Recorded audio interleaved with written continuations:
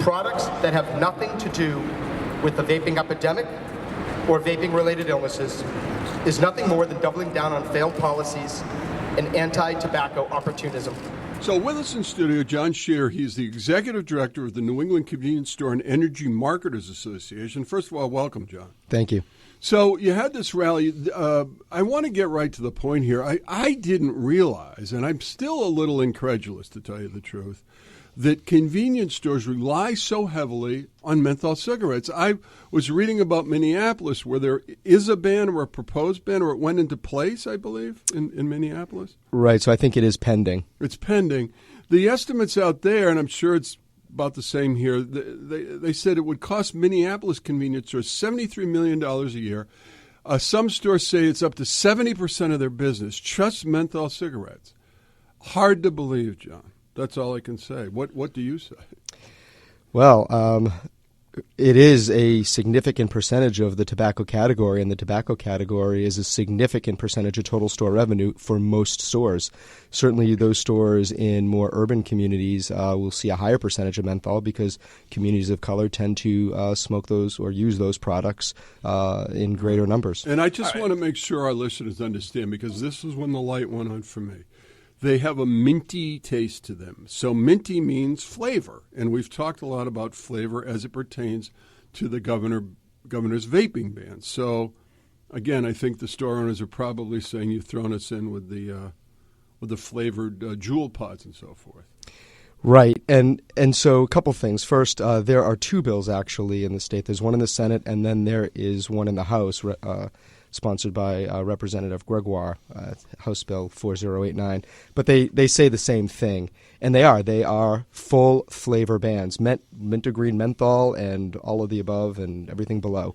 So we recognize that there is a real problem with vaping in this country and certainly in the Commonwealth, and we can support actions against vaping. In fact, if the state determines that a ban is the most appropriate course of action at this particular time, we can support that too.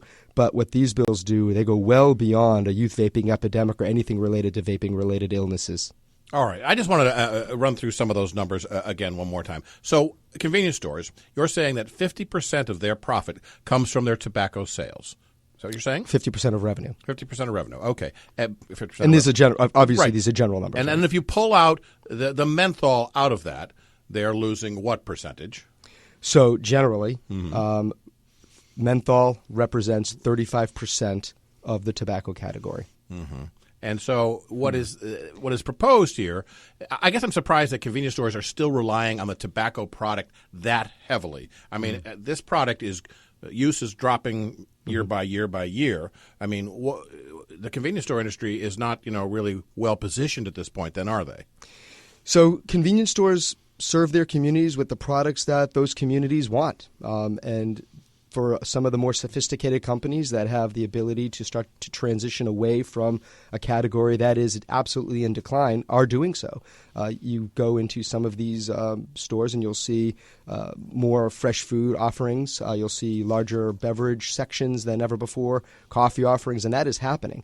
But it just can't happen overnight. Everybody, even the smaller stores, recognize that the future has to be different. In fact, before these illnesses and before I would say really before the illnesses and before a light was shined on what could be vaping-related illnesses and deaths, unfortunately, I think a lot of people thought that electronic nicotine delivery systems or e-cigarettes, vape, was the future, was going to be that off-ramp from the from the combustible products.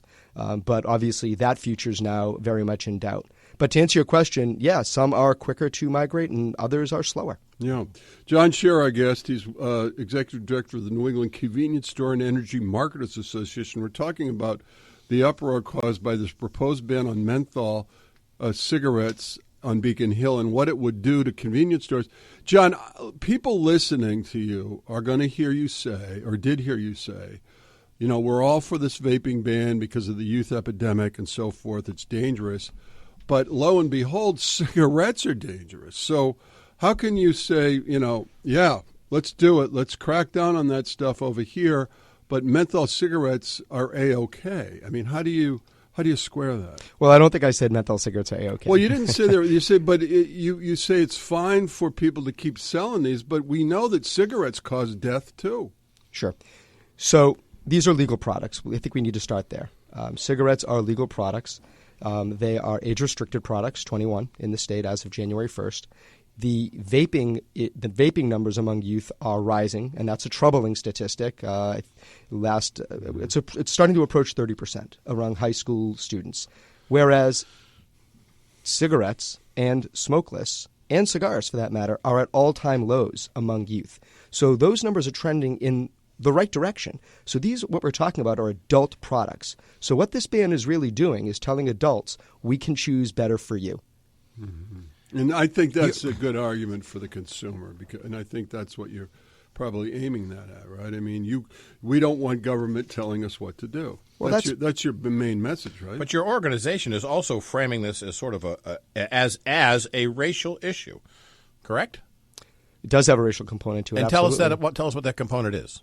Well, I mean, if you're leaving tobacco-flavored products on the shelves and you're removing menthol flavors, which are generally preferred by communities of color, what are you saying to those communities of color? That we can choose better for you? I don't know. Is that what you're saying they're saying? Those are what the people that are in those communities are saying to us. Uh-huh. John, do you know the genesis of all this? So the people who promulgated these bills, and I read it quickly before we went on the air, it is Senate number 2357. What did they intend to do? Did they say, let's get rid of menthol cigarettes, or is there a larger intent at work?